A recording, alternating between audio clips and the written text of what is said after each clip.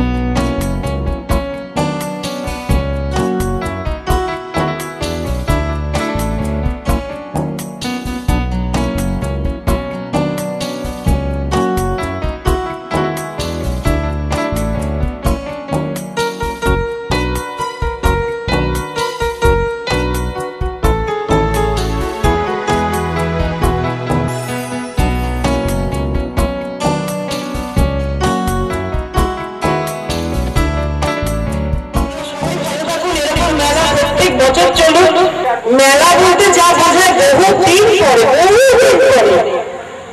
তেমন একটা জায়গায় এলাম।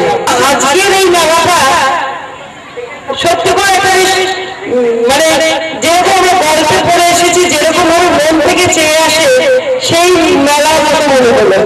আমি কখনোই আলাদা নই, আমি আপনাদেরই একজন। এখানে এসে বুঝতে পারলাম যে প্রত্যেকটা মানুষই খুব অন্তরিক।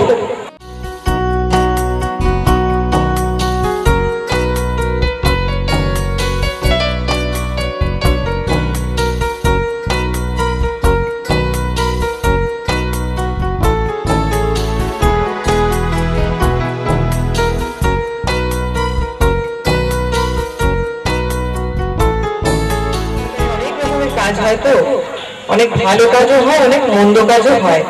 তো যেসব মন্দ কাজ মানে রবীন্দ্রনাথকে নিয়ে এখন যেরকম এক্সপেরিমেন্ট হঠাৎ করে গজিয়ে উঠছে, তাদের প্রত্যেকের কিন্তু এই মেলাটাতে আসা ভীষণ ভীষণ দরকার।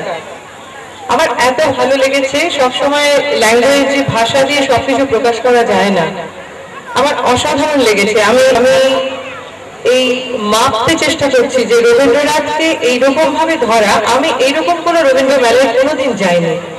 এই রবীন্দ্র মেলায় এসে আমার এই রবীন্দ্রনাথের নানান রকম রিয়েলাইজেশন, তার যে ভালো লাগা, তার এই একটা সাবজেক্টের মধ্যে ঢুকে পড়া, আর সেই সাবজেক্টগুলোকে এরা এত সুন্দর ছুঁয়েছেন, এটাতে আমার মনে হয় আমাদের খুব অল্প কথা বলবো, আমাদের সমাজের খুব ভালো হবে।